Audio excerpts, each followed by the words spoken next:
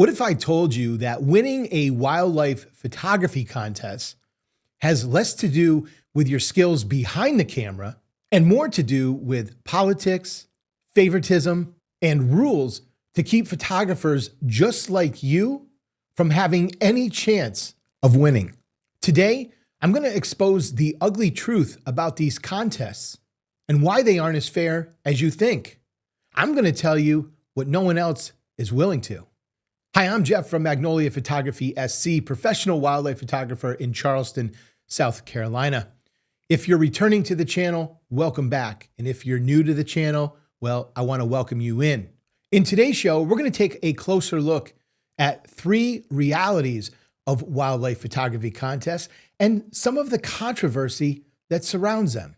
Number 1, subjectivity in judging. Now, of course, subjectivity isn't necessarily something that is quote unquote unfair, right? But it might feel unfair at times. Well, judges, just like you and I, we all tend to gravitate towards certain types of images, right? Images with a certain style. Maybe you like images that have more emotion to them or more dramatic lighting. Whatever the case may be, we have to understand that contest judges are the same way. Unfortunately, what happens a lot of times in these photo contests is images that are more subdued, right? Even though they may have absolutely perfect composition and a perfect use of lighting, when you compare them to these images that have more emotional values or they're just more dramatic overall, these more subdued images just kind of get lost in the mix. So if you're going to enter a wildlife photography contest, I think you just need to prepare yourself that this is not going to be a process that is objective. It's going to be very subjective. And again, in the end, that can make you feel like things were very unfair when it came to the contest. Number 2, favoritism and reputation bias. Now, we really are getting into one of the harsh realities of photo contests, right? This is the dark side of photo contests, whether we like it or not. The truth of the matter is, big name photographers or photographers who maybe participated in this contest before and were a winner, right? Their photos are going to tend to get more attention, while newcomers or less popular styles can easily or sometimes intentionally be overlooked. Number 3, opaque rules and inconsistent enforcement. A lot of times, photography contests will have rules on how much you can manipulate the photo in editing, right? There's no baiting, there's no staging, there's nothing along these lines. But the problem with the rules is that they are often unclear and they're often not enforced, at least equally. Some photo contests will allow a minimal amount of photo editing, while others will disqualify you if you do any photo editing.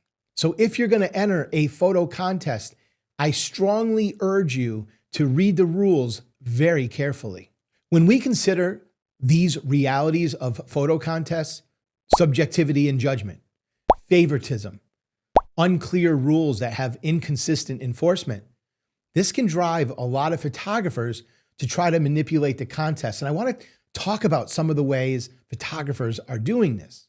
The first way that many photographers are manipulating contests is by ethics in which they capture these images, right? There's a lot of rules in place typically when it comes to baiting and staging and those types of things, but photographers are still resorting to these methods, right? Baiting the subjects with food or audio calls, or they're staging the scenes completely, sticking a couple broken tree branches in a bucket of dirt. They place it a few feet from a bird feeder and then strategically place it in front of kind of what is considered to be an ideal backdrop, right? And then they just sit there and wait for the birds to come into the feeder and then jump to the perch and capture the shots. Well, this is a very big misrepresentation of wildlife and capturing photos actually in the wild. Number 2, photographers will over manipulate their photos in post-production. Again, many rules really dictate that you can do minimal to no editing.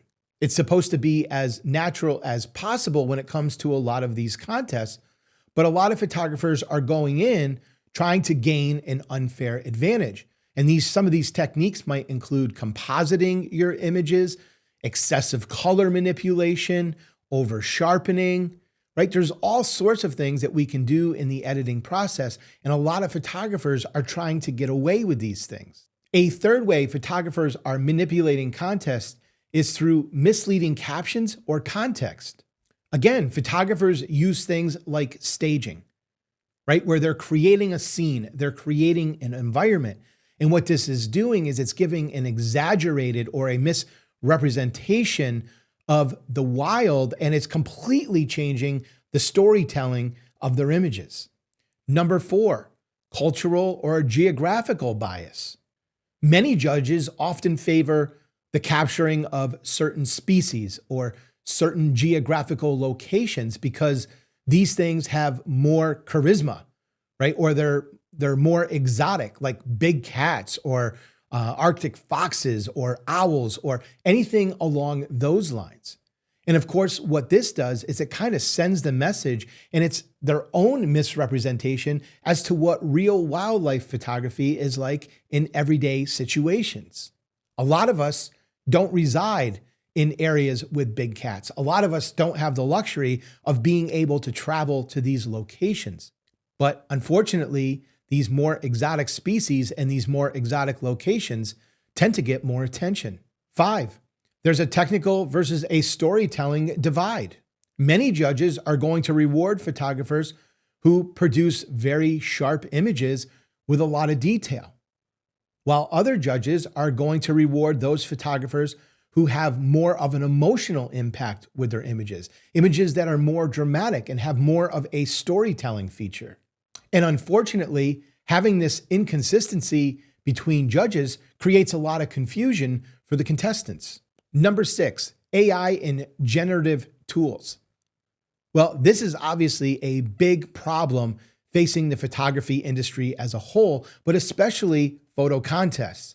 Many photo contests right now are kind of scrambling to rewrite their rules, to tweak them, to refine them, right? To deal with AI edits, what's going to be accepted and what's going to not be accepted. And of course, we have to wonder, even if an entire image that's submitted, we have to question its authenticity.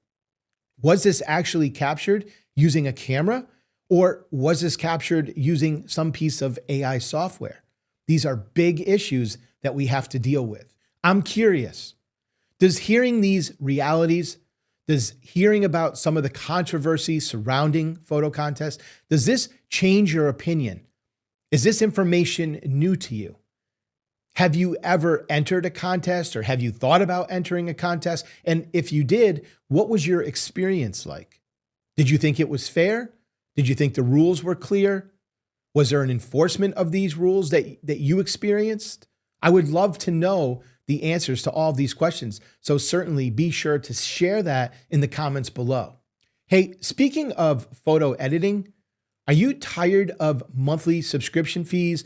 Are you tired of giving up control over the editing process to AI edits?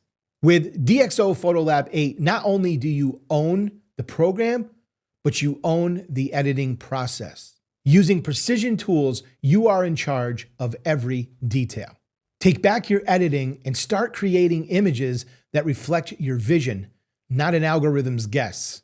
DxO Photolab 8 is my personal choice for my software when it comes to all of my professional and personal photography projects. Head on over to dxo.com today and download a 30-day free trial of any of their software and try it out for yourself and see the amazing features and power behind this program. When you decide that you're ready to make a purchase, make sure to use the link in the show notes below.